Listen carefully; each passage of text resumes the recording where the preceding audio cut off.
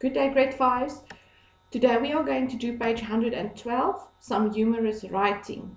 We are going to talk about a diary, and then we are going to look at an extract from the book, The Diary of a Wimpy Kid. Right, so what is a diary? It's a book of a record of personal and daily experiences. So at the end of the day, you will go to this book and write in some emotions and feelings that happened during the day, or things that you experienced during the day, events that happened to you. So before you get started on the reading of the extract, discuss these questions with someone at home. Why would someone keep a diary? Do you keep a diary? And if you do, tell the group at home the kind of things that you write in your diary. Now let's read the extract from the book called Diary of a Wimpy Kid, written by a kid called Greg. First of all, let me get something straight. This is a journal, not a diary. I know what it says on the cover, but when Mom went out to buy this thing, I specifically told her to get one that didn't say diary on it. Great. All I need is for some silly idiot to catch me carrying this book around and get the wrong idea. The only reason I agreed to do this at all is because I figure later on, when I'm rich and famous, I'll have better things to do than answer people's stupid questions all day long. So this book is going to come in handy. Like I said, I'll be famous one day, but for now, I'm stuck in middle school with a bunch of morons. Let me just say for the record that I think middle school is the dumbest idea ever invented. You have got kids like me who haven't started growing yet, mixed in with huge boys who need to shave twice a day. And then they wonder why bullying is such a big problem in middle school. If it was up to me, grade levels would be based on height, not age. But then again, I guess that would mean kids like Sharad Gupta would still be in the first grade. Man, I don't know what's up with girls these days. It used to be a whole lot simpler back in primary school. The deal was, if you were the fastest runner in your class, you got all the girls. Nowadays, it's a whole lot more complicated. Now it's about the kind of clothes you wear or how rich you are. Bryce Anderson is the most popular kid in our grade, so that leaves all the rest of us guys scrambling for the other spots. I think that I'm somewhere around 52nd or 53rd most popular this year. But the good news is that I'm about to move up one spot because Charlie Davies is above me and he is getting his braces next week.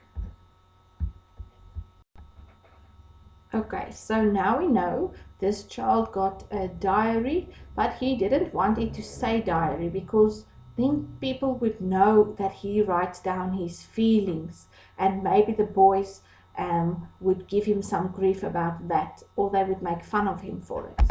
Let's look at the questions. Do you think the title of the book is an eye-catching one? And say why.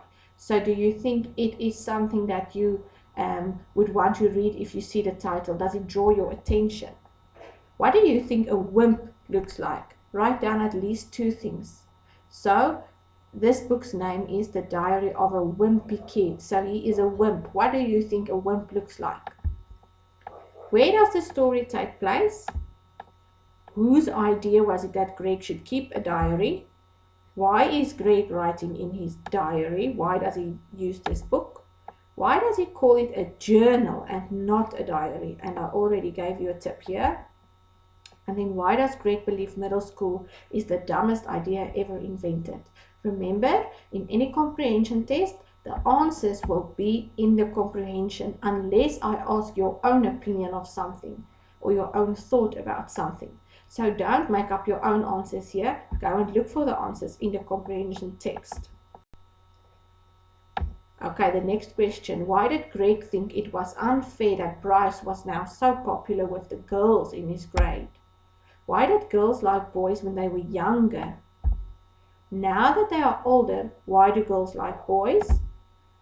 And then what does Greg believe grade level should be based on? And then just tick the right answer. Do you think it should be based on test marks, height, weight, or age? Match the words in the first column with their meaning in the second column. We have done one for you. Write the words in your dictionary. That part you don't do. So specifically means definitely. You have to go and find the meaning of scrambling, moron, complicated, and braces. Let's look at some modal verbs. Now we have already done can, may, and must. So today we are going to look a bit more in detail to must and have to.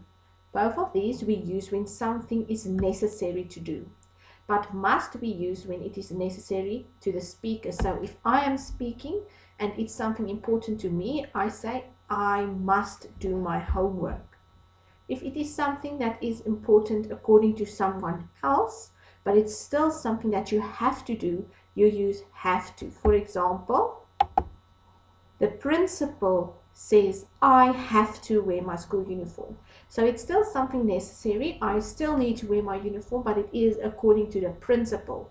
If I had the choice, I would not wear the uniform, but my principal says I have to, so it's still necessary to do. Then there are 4 questions or 4 sentences where you need to fill in must or have to. After this activity today, I wonder if you are going to start keeping a diary or if you are already keeping one. Remember, nobody is perfect, and that's why pencils have erasers. That's just a little quote to end of the day.